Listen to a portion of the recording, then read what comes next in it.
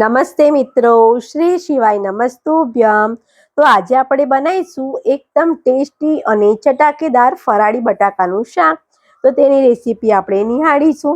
અને જો તમે મારી ચેનલ પર પહેલી વાર આવ્યા હોય તો પ્લીઝ સબસ્ક્રાઇબ કરવાનું ભૂલતા નહીં, જેથી તમને મારા નવા વિડીયોની નોટિફિકેશન મળતી રહેશે। તો હવે આપણે આગળ સામગ્રી જોઈ લઈએ।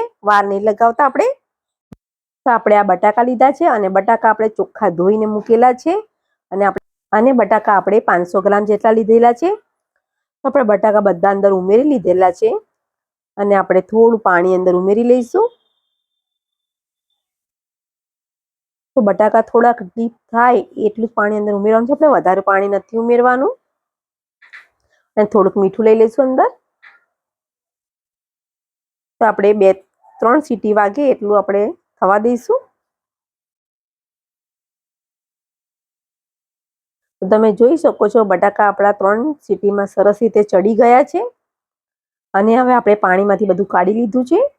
બટાકા ઠંડા થાય ત્યાં સુધી આપણે સામગ્રી જોઈ લઈએ। તો આપણે વરિયાળી લીધી છે, આપણે અડધી ચમચી લીમડો લઈ લઈશું, આપણે 10-12 પત્તા મીઠું લઈ લઈશું પ્રમાણસર, કોથમીર થોડી, તીખા મરચાં લીધેલા છે આપણે લવિંગિયા મરચાં તો થોડાક લીધા છે આપણે 7-8 જેટલા, તમારા પ્રમાણે તમે લઈ શકો છો। અને આદુનો કટકો જરીકો લીધો છે, ટુકડા 2 નાના, જીરું લઈ લઈશું આપણે અડધી ચમચી અને તલ લઈ લઈશું આપણે 1 ચમચી। તો આપણે આ લીલા મરચાં છે એ આપણે આવી રીતે કટ કરીને અંદર ઉમેરવાના છે। આપણે હંમેશા જેટલો મસાલો આપણે ખાંડીને આપણે કરીએ એટલો જ આપણો ટેસ્ટી બને છે મસાલો। તો આપણે અંદર થોડુંક મીઠું અંદર ઉમેરીશું અને બરાબર બધું આપણે ખાંડી લઈશું। તો તમે જોઈ શકો છો બધું કમ્પ્લીટ રીતે ખાંડી લીધું છે। તો હવે આપણે કાઢી લઈશું વાડકીમાં અને બટાકા આપણા ઠંડા થઈ ગયા છે। તો હવે આપણે એને કાઢી લઈશું આવી રીતે।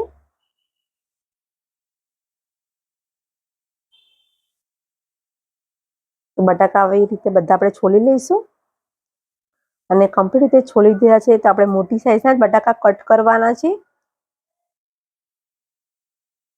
તો આવી રીતે બટાકા આપણે કટ કરી લઈશું અને જો તમને જે પ્રમાણે તમને ભાવતા હોય નાની સાઈઝના કટ કરીને તો પણ તમે કરી શકો છો।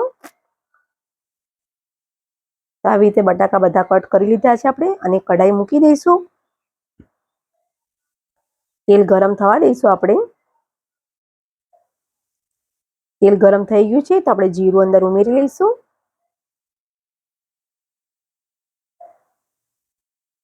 એના અંદર વરિયાળી છે થોડી અડધી ચમચી એટલી એ લઈશું, તલ છે એ લઈ લઈશું,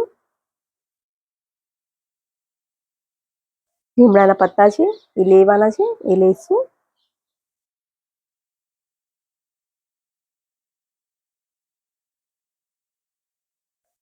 એકદમ ગરમ છે તો દાજશે એટલે આપણે સાઈડ પર આપણે ચમચો લઈ લીધો છે। અને આપણે હવે મસાલો છે એ આપણે લઈ લેવાનો છે, જે ખાંડેલો હતો મસાલો એ આપણે લઈ લઈશું। તમને જે પ્રમાણે તીખાશ ભાવે એ પ્રમાણે તમે ઉમેરી શકો છો। એમ કે તીખા મરચાં લવિંગિયા છે એ ઘણા તીખા હોય છે તો કોઈને ફાવતા પણ નથી, ખાવામાં તીખાશ લાગે છે એટલે। તો આવી રીતે આપણે કમ્પ્લીટ બધું મિક્સ કરી લીધું છે અને 2 મિનિટ થવા દઈશું સારી રીતે। મસાલો કમ્પ્લીટ રીતે થવા દેવાનો છે। તો બટાકા હવે આપણે લઈ લઈશું,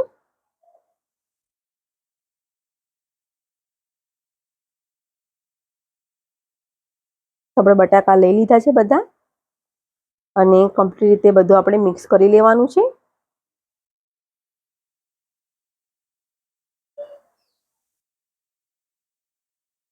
અને આપણે આ બટાકા કમ્પ્લીટ રીતે હલાવતા રહીશું આવી રીતે અને આપણે 5 મિનિટ સુધી આપણે થવા દેવાનું છે। અને બટાકા થઈ જાય એટલે આપણે એને લીંબુની સાથે આપણે ખાઈ શકીએ છીએ। તો મેં જ્યારે લીંબુ હાથે ખાવાનું હોય ત્યારે હું પાછળથી લઉં છું લીંબુ, જ્યારે ઉપરથી આપણે ખાવાનું હોય ત્યારે લેવાનું છે। અને જો તમારે અંદર પહેલા સ્ટાર્ટિંગમાં જ ઉમેરવું હોય તો તમે ઉમેરી શકો છો લીંબુ। તો આપણે આ મીઠું લીધું છે અને મીઠું આપણું એ ફરાળી છે, સિંધુ મીઠું, એટલે આપણે કમ્પ્લીટ રીતે બધું મિક્સ કરી લેવાનું છે આપણે અને કમ્પ્લીટ રીતે આપણે 5-10 મિનિટ થવા દીધું છે। તો હવે આપણે એને કાઢી લઈશું અને થોડીક આપણે કોથમીર અંદર ઉમેરવાની છે તમે જોઈ શકો છો એકદમ સરસ રીતે આપણું શાક રેડી થઈ ગયું છે. તો કાઢી લઈશું આપણે. અને જો તમને મારો વિડીયો પસંદ આવ્યો હોય તો પ્લીઝ લાઇક કરજો, શેર કરજો અને ખાસ કરીને સબસ્ક્રાઈબ કરવાનું ભૂલતા નહીં. Thank you.